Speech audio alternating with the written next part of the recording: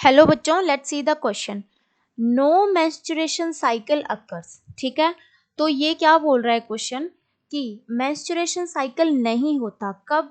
Options दिए गए हैं हमें, ए बिफोर प्यूबर्टी, बी है after 15 years, C during lactation, D between puberty and menopause. ठीक है, तो सबसे पहले हमें पता होना चाहिए बेटा मेंस्ट्रुएशन साइकिल क्या होता है। ठीक है, मेंस्ट्रुएशन साइकिल बेटा every 28 days, that is approximate data, every 28 days के बाद क्या होता है, ह्यूमन फीमेल के अंदर मेंस्ट्रुएशन साइकिल आता है।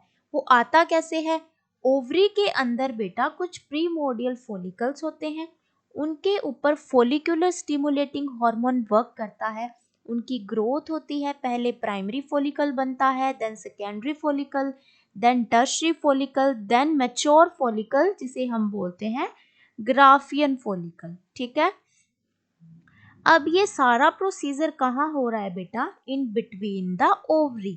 ओके, अब क्या हो रहा है कि अब क्या होगा कि यहाँ पर इस स्टेज पर ल्यूटेनाइजिंग हार्मोन का लेवल इंक्रीज हो जाएगा, ये ग्राफियन फॉलिकल ब्रस्ट हो जाएगी और इसके अंदर जो ओवम है वो रिलीज हो जाएगा, दैट इज ओवम रिलीज हो जाएगा इनटू ओविडक्ट। ओके, अब क्या होगा कि ये जो ग्राफियन फॉलिकल की जो कैविटी बच गई थी वो बनाएगी कॉर्पस लूटियम, और ये कॉर्पस लूटियम एक हार्मोन सिक्रीट करती है जिसे हम बोलते हैं प्रोजेस्टेरोन। ये प्रोजेस्टेरोन हार्मोन क्या करता है बेटा, प्रेगनेंसी मेंटेनिंग हार्मोन है। ये यूट्रस की एंडोमेट्रियम लाइनिंग को क्या करता है, थिकन करने का काम करता है, यूट्रस को रेडी रखता है कि ये जो प्रोसेस हुआ है इस प्रोसेस को हम बेटा ओव्यूलेशन बोलते हैं। कि इसके बाद ओविडक्ट के अंदर अगर ये ओवम फर्टिलाइज हो जाएगा तो यूट्रस के अंदर बेबी को इम्प्लांट होना है, तो उस इम्प्लांटेशन के लिए वो प्रोजेस्टेरोन क्या करता है, रेडी रखता है यूट्रस को। ठीक है, बट अगर ये ओवम फर्टिलाइज नहीं होता है तो ये डिसॉल्व हो जाएगा, ये जो कॉर्पस लूटियम स्ट्रक्चर बनी है ये डिजनरेट हो जाएगी। अगर ये डिजनरेट हो गई तो प्रोजेस्टेरोन का लेवल डिक्रीज हो जाएगा, अगर लेवल डिक्रीज हो गया तो ये एंडोमेट्रियम लाइनिंग डिजनरेट होना स्टार्ट हो जाएगी, जनरेट होना स्टार्ट हो जाएगी। अगर ये डिजनरेट हो गई बेटा तो ब्लीडिंग होगी। ठीक है, और ब्लीडिंग को ही हम क्या बोलते हैं, मेंस्ट्रुएशन साइकिल। ठीक है, तो ये होता है मेंस्ट्रुएशन साइकिल।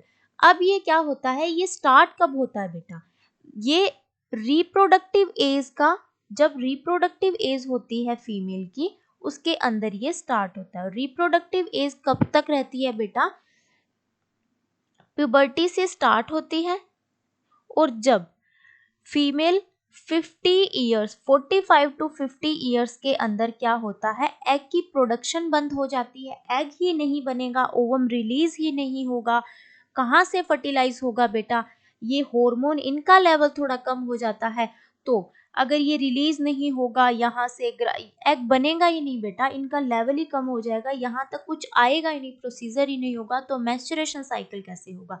अगर मेंस्ट्रुएशन एग नहीं बनेगा तो मतलब इसकी आगे फर्टिलाइजेशन की कोई चांसेस ही नहीं रहेंगे, तो रिप्रोडक्टिव एज तो नहीं रहेगी ना बेटा। ठीक है, तो 45 टू 50 ईयर्स के अंदर ये होता है, और जब क्या होते हैं कि मेंस्ट्रुएशन साइकिल परमानेंटली बंद हो जाते हैं, उस कंडीशन को हम क्या बोलते हैं बेटा, मीनोपॉज। ठीक है, और प्यूबर्टी 12 टू 13 ईयर्स की एज में बेटा ये फॉलिकल्स मतलब मैच्योर होना स्टार्ट करते हैं, और तब ये सारा प्रोसीजर होता है मेंस्ट्रुएशन साइकिल का। ठीक है, तो अब जब स्टार्ट होता है तो उस कंडीशन को हम क्या बोलते हैं, मीनार्की। ठीक है, दिस इज नोन एज। ठीक है, ये प्यूबर्टी के अंदर स्टार्ट होता है, मीनोपॉज 50 ईयर्स की एज में ये मतलब बंद हो जाता है। ठीक है, तो चलो अब हमने इस सारे को पढ़ लिया, अब हम ये ऑप्शन समझते हैं। ऑप्शन ए क्या बोल रहा है, नो मेंस्ट्रुएशन साइकिल अकर, मतलब मेंस्ट्रुएशन साइकिल होता कब नहीं है, बिफोर प्यूबर्टी। बिल्कुल सही है, क्योंकि प्यूबर्टी की एज आएगी तभी तो ये फॉलिकल्स डेवलप होना स्टार्ट करेंगे ना, तभी तो आगे एग बनेगा रिलीज होगा, अगर फर्टिलाइजेशन नहीं होगा तभी तो आगे जाके एंडोमेट्रियम लाइनिंग डिक्रीज होगी, ब्लीडिंग होगी। ठीक है, तो बिफोर प्यूबर्टी तो एज सच कुछ होता ही नहीं, मैच्योर ही नहीं हो रहे हैं, तो ऑब्वियसली ए बिल्कुल सही है कि मेंस्ट्रुएशन साइकिल बिफोर प्यूबर्टी नहीं होता है। अब बी ऑप्शन है आफ्टर 50 ईयर्स। आफ्टर 50 ईयर्स मैंने अभी बताया कि इनकी मैच्योरेशन ही बंद हो जाती है, मतलब इनका लेवल बहुत कम हो जाता है, मीनोपॉज की कंडीशन आ जाती है, तो ऑब्वियसली आफ्टर 50 ईयर्स भी मेंस्ट्रुएशन साइकिल नहीं होता।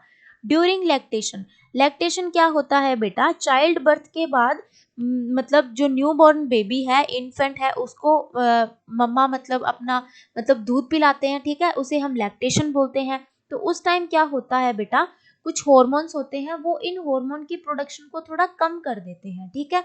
तो उसकी वजह से भी क्या होता है कि वो टेम्परेरी टाइम के लिए, मतलब टेम्परेरी वो कीज हो जाता है, ठीक ठीक है, टेम्परेरी सीज हो जाती है वो, क्या, मेंस्ट्रुएशन साइकिल। परमानेंटली बंद नहीं होता है, परमानेंटली बंद तो मीनोपॉज आता है ना, तब होता है, ये टेम्परेरी सीज हो जाता है। तो ड्यूरिंग लैक्टेशन भी मेंस्ट्रुएशन साइकिल नहीं होता।